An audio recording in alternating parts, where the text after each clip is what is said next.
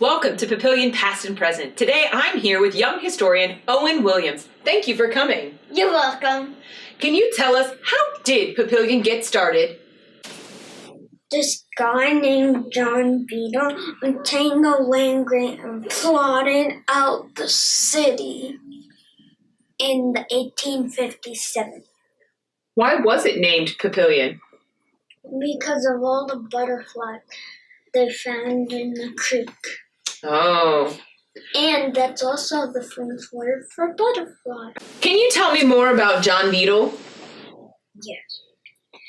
Some people call him the father of Papillion because of all the stuff he did to make the town. Like what? Like obtaining the land grant and plotting the town. Okay.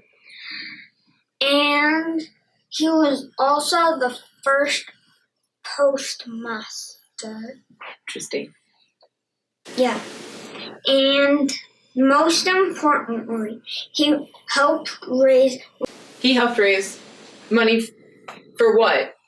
for the Union Pacific to run a railroad through the town for $1,200. And how much did you say he put in himself? Third of it, which would be $400. Why was this railroad so important to Papillion? It brought in people, and the people built stores, and the stores got jobs, and it helped Papillion thrive when other towns did not.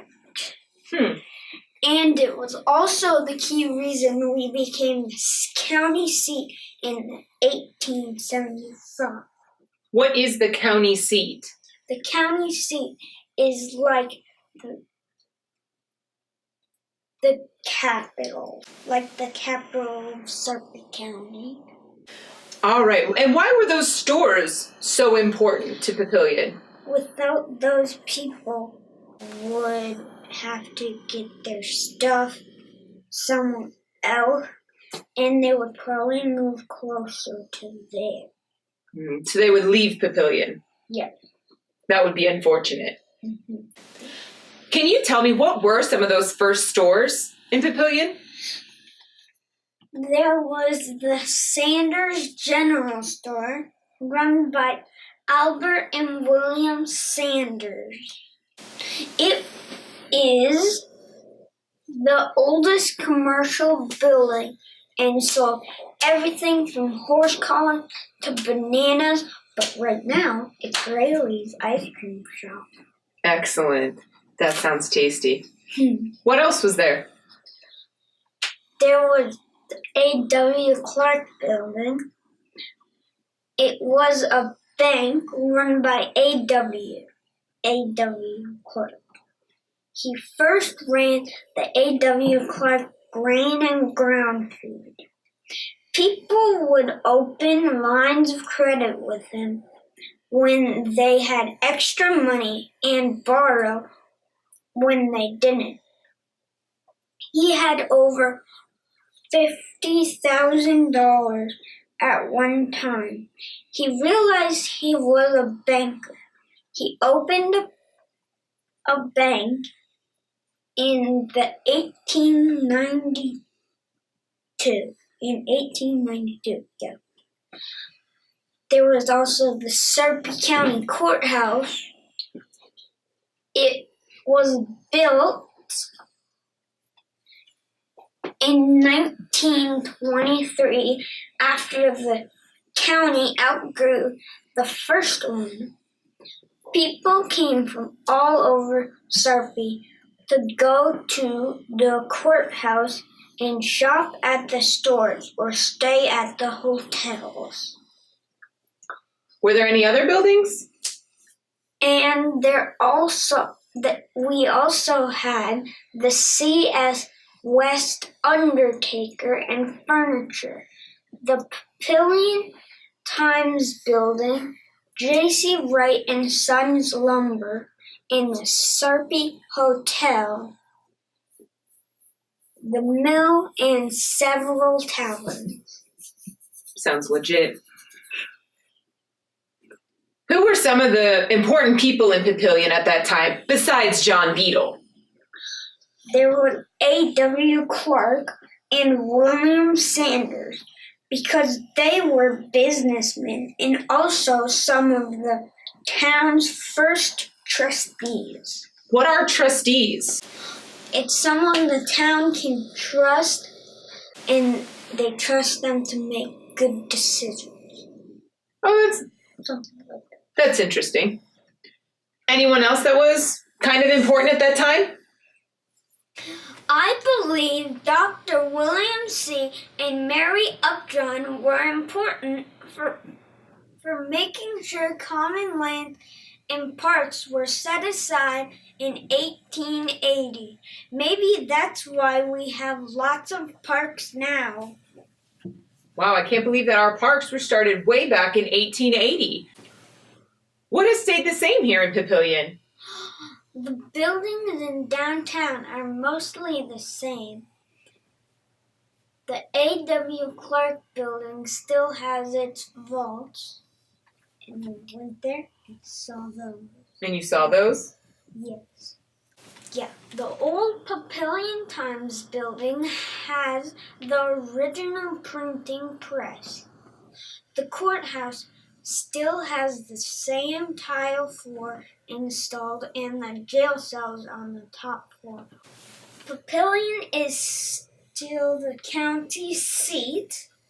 We continue to celebrate as a community. In the past, it was annual 4th of July parades, and now we have Papillion Days. Also, the Papillion Times continues to record the history of our town. Fascinating. Can you tell me what's different about our town now? Papillion is much larger. The stores have changed. Our needs as a community have changed.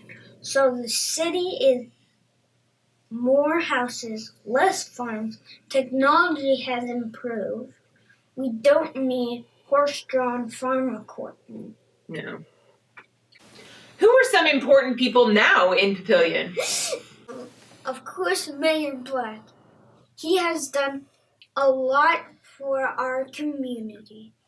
I asked him his top achievements as mayor, and he said, building a community of care and trust, financial stability,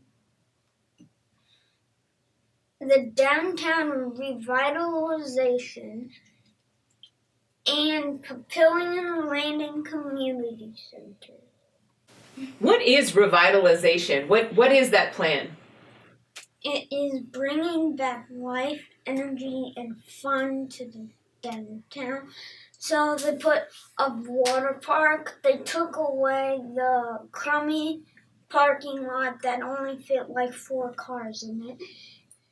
And they put a water park, some indoor bathrooms. Everybody needs those. And they put a lot of Pokemon stuff. Nice. People go there, spin those. Mm-hmm. It's a good time. Gotta get your Pokeballs. And they also put some planters down there. And they put some flowers in the planters. And now it looks really pretty. So, yeah. That's cool. What makes Papillion a great place to live? Time Magazine puts Papillion in the top 5 because of its top-notch schools, safe streets, green spaces, plenty of entertainment like the amphitheater and nearby baseball stadium, and the revitalization of downtown. What do you think makes Papillion a great community? Papillion Bay, Papillion Days, all the restaurants, and the kids' programs at the library. Oh, they're good. All right, everyone. Thank you for joining us today on Papillion Past and Present. Join us next time as we learn to sing Papillion, the Pride of the Prairie, and the Papio Flutterby Walk.